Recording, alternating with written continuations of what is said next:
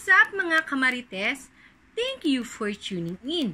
Ako po muli si Josepa dito sa Josepa, anong latest na naghatid sa inyo ng mga trending topic tungkol sa inyong mga favorite celebrity update. Heto nga, sa kakatapos lamang na episode ng I Want ASAP ay napag-usapan nga ang dream hashtag ni na Edward Barber at Shaina Gomez this month. At narito ang nasabing video. Ating sabay-sabay na panoorin. That's legit. But I was thinking of this question a while ago, Shania. If ever, like, what would your dream hashtag be? Like, for whatever event, di ko alam kung ano man yun.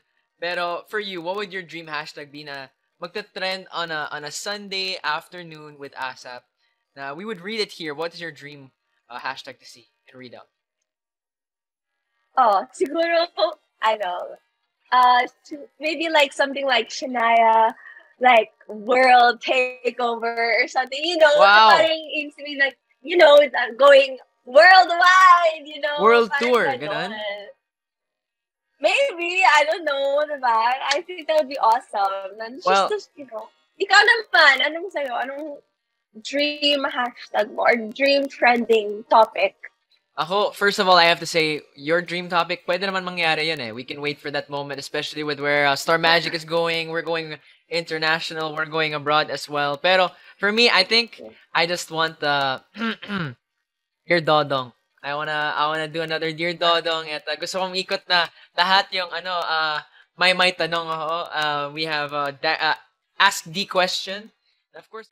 Bakit ba pag sinasabi ni Edward na Dodong, kinikilig pa rin ako, diba? Siyempre tayo mga Kamayward, alam na alam natin ang ibig sabihin ng Dodong at kung sino ang nagbigay ng pangalan kay Edward o bansag kay Edward na Dodong, diba? Kundi ang kanyang other half na Mayward, diba, na si Maymay Entrata. Oh, Dear Dodong, oh, diba? Kilig pa rin ako pag Dodong ang sinasabi nila at binibigkas. Kasi si Maymay, kumbaga si Maymay, maaalala mo na siya ang nagbansag kay Edward na Dodong. Oh, ang rupok-rupok ko na naman, diba? Ang babaw ng kaligayahan ni Josepa. Pagdating sa Mayward, na talaga namang alam na alam ang history, ultimo sa kanilang mga alias, diba? O siya, mga kamarites, ituloy natin o i-rewind natin ng konti ang nasabi video. For me, I think I just want Dear Dodong. I wanna do another Dear Dodong at gusto kong ikot na lahat yung may tanong ako. We have Ask the Question. Of course, gusto ko may sariling question tagline din si Shania. Since she's here so much, bakit naman hindi? If you guys wanna send questions on our Twitter or just message them in the comments. We might read them all throughout, pero we would love to ask those questions to Shania as well. Pick her brain sa lahat ng mga wisdom. Dear Dodong, ba't ako? Pwede naman. Dear Dodong, ask Shania. I don't know. To ask me questions. Tapos, so shy. Ask shy questions. Shy type. Wow. Hindi ako writer, hindi ako bagay dun sa mga puns na yan. But coming up next, we have someone very, very special, diba, Shania? Oh, diba? Dear Dodong, ang gusto ni Edward na, ano ba to? Talk show ba to, Dodong? O, diba? Naumpisahan sa I Want ASAP ang Dear Dodong at gusto niya yung pa rin na mag-trending sa kanya, diba? O kaya magkaroon siya ng another show na ang title is Dear Dodong. Dahil nga sa kung matatandaan ninyo, ang kwentong Barber ay talaga namang napakita ni Edward Barber ang kanyang husay sa pag-host at sa pag-interview. At dahil nga sa galing ni Edward Barber, ang kwentong Barber ay nagkaroon pa ng season O, diba? At kami, Edward, sana magkaroon na uli ng season 3 ang Kwentong Barber, o kung hindi man, ay sana ma-push o magkatotoo ang wish mo na Dear Dodong, diba? Kasi napakagaling naman talaga ni Edward mag-host, at hindi lang mag-host, mag-interview dahil napakatalas ng kanyang isip, diba? Napakagaling niya mag-deliver ng mga tanong, at talaga namang nakaka-connect siya sa kanyang mga guest. O, diba? At isa pang napansin ko kay Edward, diba? Yung hindi niya nalilimutan yung mga kasama niya, diba? Ang tanong sa kanila kung ano ang hashtag na gusto nila ngayong mangyari o mag-trending ng tungkol sa kanila, pero hindi niya kinalimutan ang kanyang mga kasama, diba? Nandiyan si Maymay, diba? Andiyan si Darren, diba? At ito si Shanaya, ay talaga naman pinupush din niya na magkaroon na ng sariling hashtag o sariling question and answer sa I Want ASAP, diba? Nakakatuwa si Edward kasi napakabait na bata talaga nito. Kumbaga, imbis na yung sarili lang niya yung itaas niya, o, diba? Hindi niya nalilimutan ng kanyang mga kasama, o, diba? O, paano mga kamarites? Dumaong naman tayo dito sa mga komento ninyo. Tayo mag-read ng ilan sa inyong mga komento sa aking mga video sa YouTube channel natin, diba? Ito, magbasa tayo ng mga ilang komento. Yan.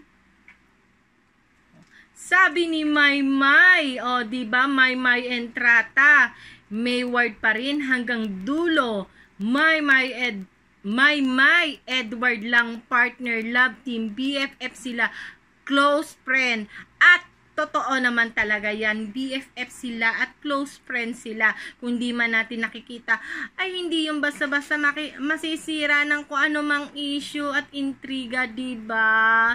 Magkaibigan pa rin sila. Kahit na meron ng boyfriend si Maymay, ay sila pa rin naman ang official love team, diba? At magkaibigan pa rin sila. Ito. Sabi ni Stories Hunt, wala na Mayward. Kung mayroon pa man sila magkatugma, I think trabaho na lang yan, mga professional na lang. Wala nang Mayward. Sino may sabing wala nang Mayward? Sinabi ba ni Maymay na wala nang Mayward?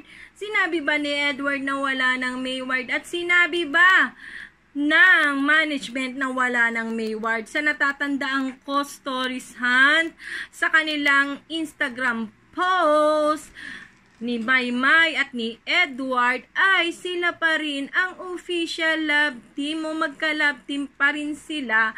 Hindi man magkatotoo yung ating gustong mangyari sa kanila na maging real sila, pero sinabi nila na sila pa rin ang official love team o magka-love team. Sana huwag tayong gumagawa ng sarili nating mga kwento. Kung wala man silang ngayong show na magkasama o walang project na magkasama, still sila pa rin ang kinikilala ng management at sila pa rin, kinikilala pa rin nila ang isa't isa, na ka-love team nila ang isa't isa, diba? Kung ang mga project man nila ngayon na dumarating ay laging individual o mga solo project nila, maybe binibuild sila ng management o binibuild nila yung sarili nilang kakayahan, diba? Pinamamalas nila dahil syempre paglabas pa lang nila ng PBB, Mayward na sila. Gusto naman nila na makilala natin sila as individual dahil talaga namang napaka-talented naman talaga ng ating mga lodi na sina Maymay Entrata at Edward Barber. Kaya yung sinasabi mong wala na Mayward, sino may sabi? O, diba? Paki-comment mo na yan, Stories Hunt, kung sino nagsabing wala ng Mayward. Sinabi ba to ni Maymay Entrata? Sinabi ba to ni Edward Barber? O sinabi ba to ng management? Paki-comment mo na yan, diba? Paano mga kamarites? Masyado nang humaba ang aking kwento sa inyo. Salamat sa lahat ng nag-comment sa aking latest upload. Diba? Maraming salamat sa mga positive na komento ninyo. Talaga namang nakaka-inspire. At salamat din sa mga negatibo ninyong komento. Syempre, hindi naman lahat ay sasang-ayon sa inyo at nauunawaan namin to. Paano mga kamarites? kayo, ano ang inyong hashtag ng buhay ngayong July at sa mga darating pang buwan? I-comment nyo na yan at huwag nyong kalimutan mag-subscribe. I-click ang ring button para lagi kayong updated sa mga latest video ko. O paano mga kamarites? Hanggang sa susunod na video, hanggang sa muli, paalam!